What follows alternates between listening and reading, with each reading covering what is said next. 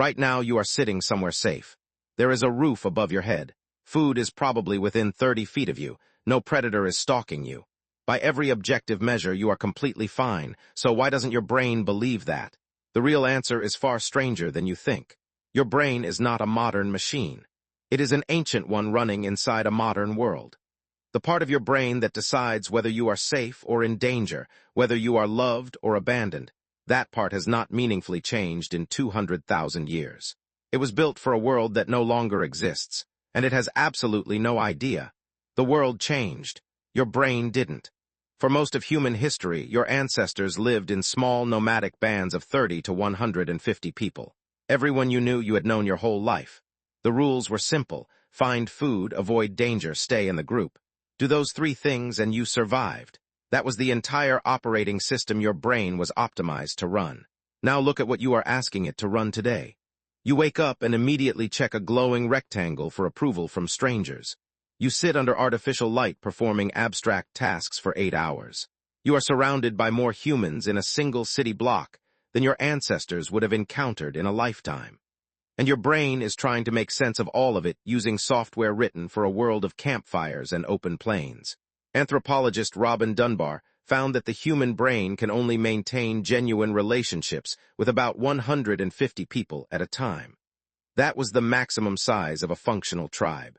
But today you might have thousands of followers, and every time someone doesn't respond or responds badly, your brain registers it as a threat, not a minor inconvenience, a threat. Because in the world your brain was built for, social rejection was potentially fatal.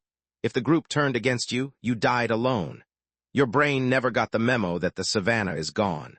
This is why a stranger's dismissive comment online can ruin your entire day. It is not weakness. It is ancient survival logic running in the wrong century. The same wiring controls your relationship with food. Your craving system was designed for scarcity. When your ancestors found sugar or fat, the correct response was to consume as much as possible right now, because there was no guarantee food would appear again. Your brain rewarded that behavior heavily. That system has not changed. But now you can walk into any store and find 200 versions of exactly the foods your brain is hardwired to overconsume. Your brain is not malfunctioning. It is running perfectly for a world where sugar was rare. And your brain is still scanning for predators, not consciously. But the amygdala, your brain's alarm system, is continuously running a threat sweep of your environment. Researcher Joseph Ledoux found that fear responses can bypass your thinking brain entirely and trigger physical reactions before you are even aware of what you are reacting to. A shadow at the edge of your vision, an aggressive-looking face. Your heart spikes before your mind catches up.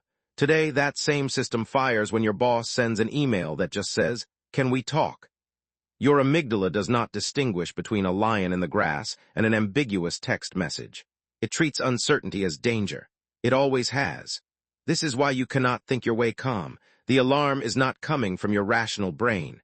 It is coming from something that evolved long before logic, long before language, long before the concept of everything is probably fine. Here is what you can do with that. You cannot reprogram 2 million years of evolved architecture.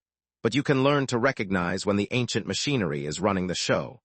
You can learn to ask, is this fear mine or is this fear old?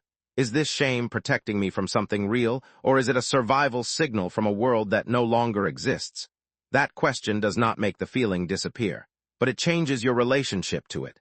The cave is gone, but the brain built inside it is still here, still watching, still trying in every moment to keep you alive in a world it has never been able to see clearly. Right now, you are sitting somewhere safe, and your ancient, loyal, misfiring brain still doesn't quite believe it.